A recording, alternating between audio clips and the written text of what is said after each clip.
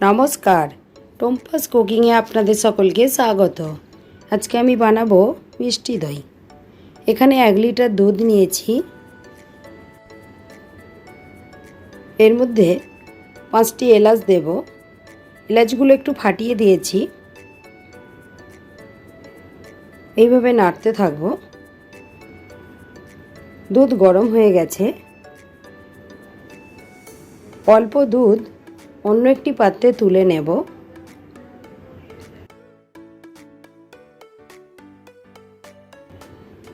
এর মধ্যে 2 টেবিল চামচ গুঁড়ো দুধ দেব।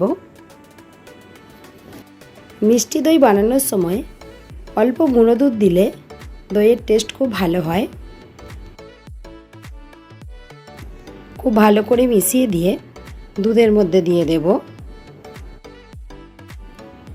ফুটন্ত দুধের মধ্যে গুঁড়ো দুধ দিলে দানা বেঁধে যায়। এই জন্য অন্য একটি পাত্রের মধ্যে অল্প গরম দুধ তুলে নিয়ে তারপর গুঁড়ো দুধ গুলে দিলাম। দুধ ফুটে উঠেছে। গ্যাসের ফ্লেম লো করে দিলাম।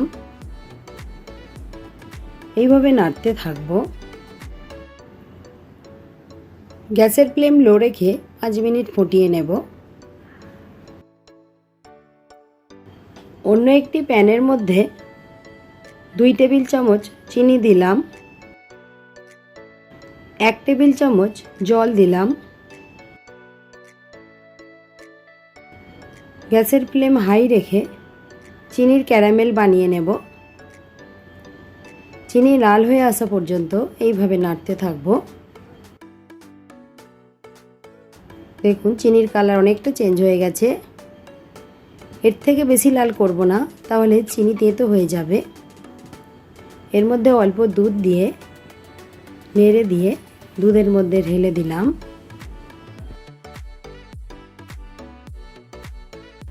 খুব ভালো করে মিশিয়ে দেব। চিনির ক্যারামেল বানিয়ে এইরকম দিলে দইয়ের কালার খুব ভালো হয়। এখানে আরও 2 টেবিল চামচ চিনি দিলাম। এরপর যদি মিষ্টি কম মনে হয় তাহলে আরও একটু চিনি দেব। দুধের মধ্যে চিনির ক্যারামেল এবং চিনি খুব ভালো করে মিশিয়ে দিলাম। গ্যাসের ফ্লেম এখন অফ করে দেব। দুধ এখন ঠান্ডা হতে দেব। অন্যদিকে একটি স্ট্যান্ড নিলাম। এর মধ্যে একটি টাওয়াল দিলাম। একটি মাটির ভাঁড় নেব। মিষ্টি দই যে কোনো পাত্রের মধ্যে বসাতে পারেন। দুধ এমন গরম রাখতে হবে দুধের মধ্যে আঙুল দিয়ে কিছুটা সময় রাখা যায়। এখানে 2 টেবিল চামচ মিষ্টি দই জল ঝরানোর জন্য ছাঁকনির মধ্যে রেখেছিলাম। এটা খুব ভালো করে ফেটিয়ে নেব। তারপর দুধের মধ্যে মিশিয়ে দেব। এই মিষ্টি দই যে কোনো পাত্রে বসাতে পারেন। মাটির ভাঁড় ছাড়া কাঁচের পাত্র বা স্টিলের পাত্রে বসালেও খুব ভালো দই বসে। দই খুব ভালো করে দুধের মধ্যে মিশিয়ে দিলাম। এখন মাটির ভাঁড়ের মধ্যে তুলে দেব। দুধ কিন্তু ঠান্ডা হলে দই বসবে না। দুধের টেম্পারেচার এমন রাখতে হবে, খুব ঠান্ডা না আবার খুব গরম না। অ্যালুমিনিয়াম ফয়েল দিয়ে খুব ভালো করে ঢেকে দিলাম।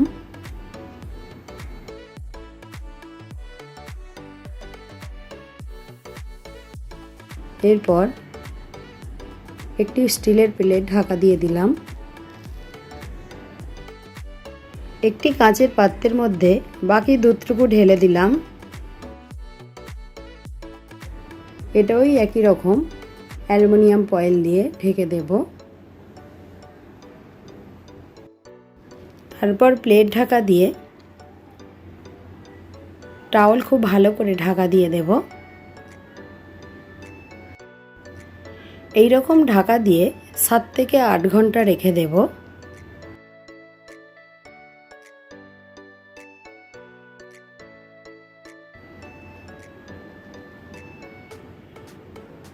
8 ঘন্টা পর ফিরে এলাম। এখন দেখে নেব দই কীরকম বসেছে।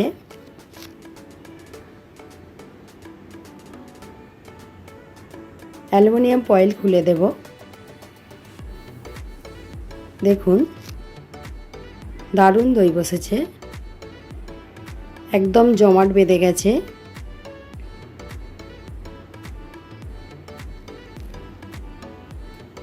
এখন মাটির ভাঁড়ের দই কেমন বসেছে এটাও দেখিয়ে দেব।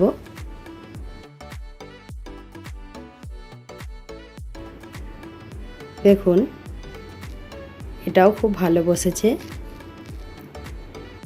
এটা একদম দোকানের মতো দেখতে লাগছে, খেতেও কিন্তু এই একই রকম হবে। কেমন লাগলো কমেন্টে অবশ্যই জানাবেন, লাইক এবং শেয়ার করবেন।